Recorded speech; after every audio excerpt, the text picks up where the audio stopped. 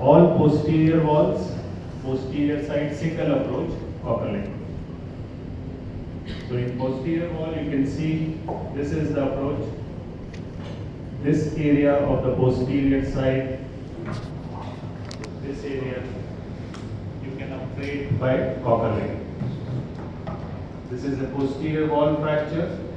This is a posterior column fracture, and this is posterior column, posterior wall fractures.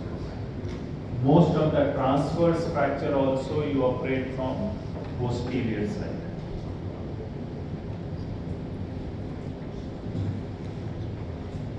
From anterior side, these are anterior fractures, high transverse. These are now anterior plates which have been applied. You can operate them by anterior. So previously we used to do ilioinguinal, now we do modified Stoppa approach. So these fractures are operated by anterior approaches which are modified Stoppa or iliofemoral. This is the modified Stoppa approach by which you can operate them. A fracture like this, all these are being operated. You can see it's an anterior dislocation, anterior subluxation. You manage with Stoppa approach.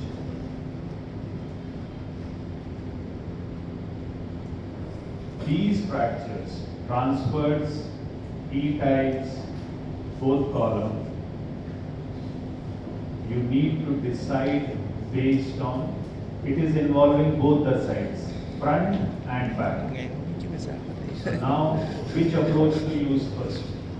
How to decide that? Look at displacement.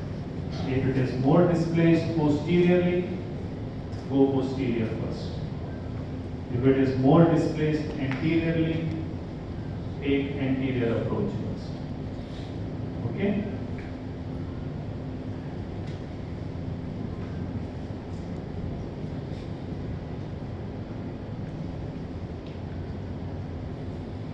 So, for transverse and transverse with posterior wall, you normally take KL approach.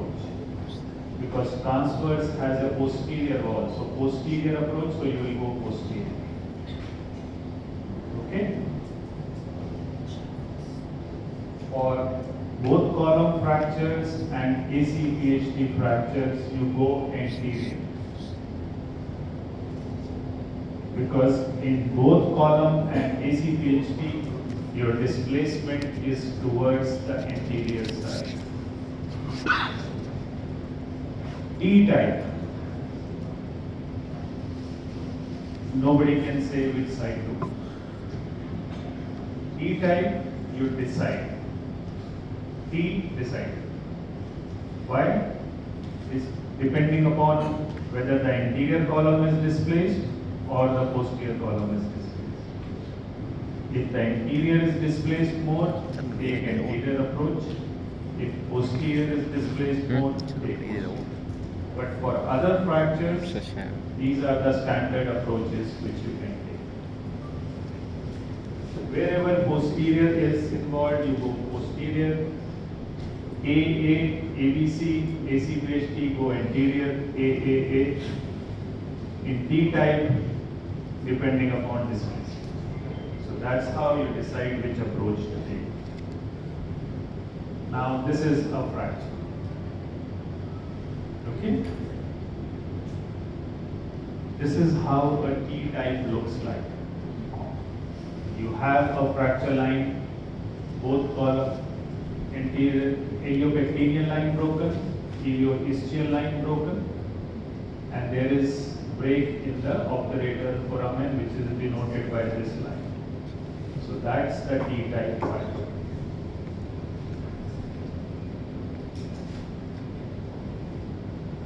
So here I have taken dual approach, anterior and posterior, because both the fractures are displaced. So from one side I fixed one fracture, and from the other side I fixed the other. Both are displaced. If one was less displaced or minimal, I would have fixed it from one side alone. But both were displaced, hence And you see what is we doing. Why are we doing this surgery? Is because of this. Perfect reduction of the hip joint. Anatomical congruity. No displacement of the articular cartilage. You see the hip joint, perfect circle. That's what we are aiming for in the circle. This was the displacement. You need to bring it till this level. Then only the outcomes are going to be good. Otherwise, it will fail.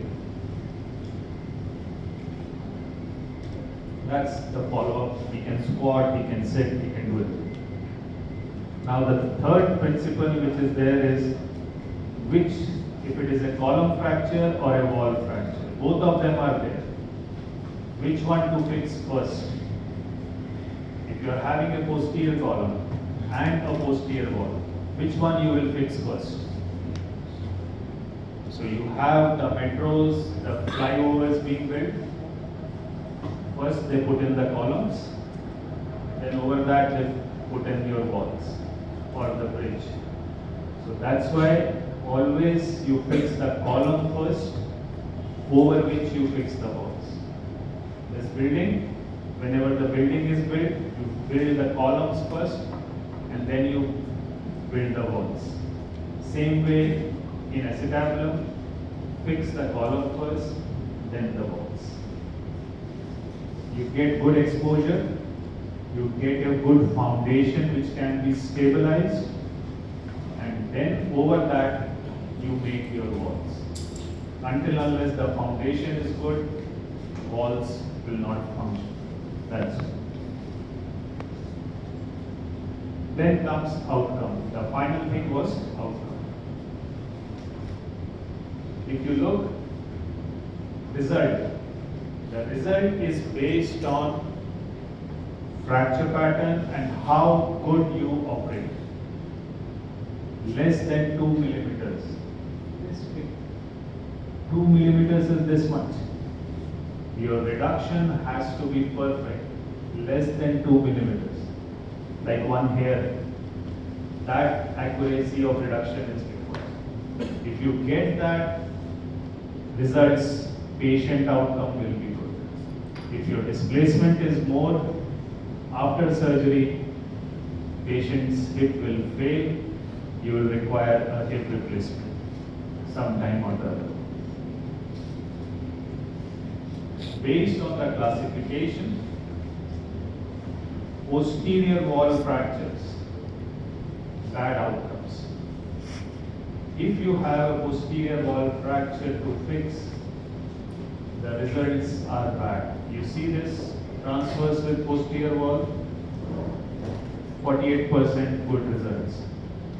Posterior column, posterior wall, 30% good results. Whereas other fractures are having relatively good results. So where combination of a column and posterior wall is there, results will be bad.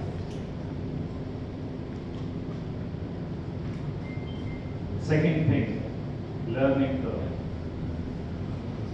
When you started driving your scooties on Ho Chi Minh City Road, how many times you would have hit somebody or fallen down? Same way. In an acetabular fracture, this is Joel Mata. Joel Mata is the father of acetabular surgery. He did best surgeries in the world 30-40 years back. He told everything regarding acetabulum. His results, first 50 cases, results are 50%.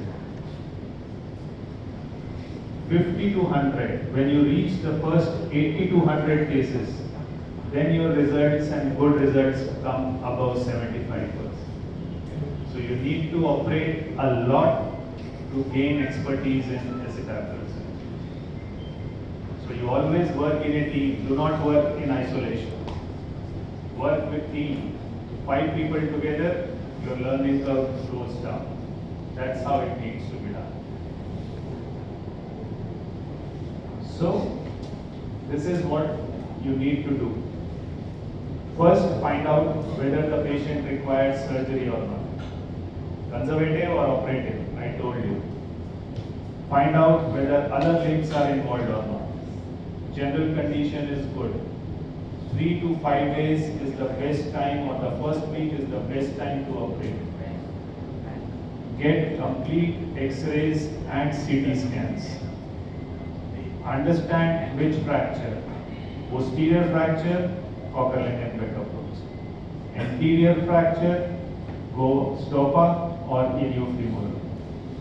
Both sides fractured, displacement. Where the displacement is more, go there first. That's how you tend to decide. Thank you.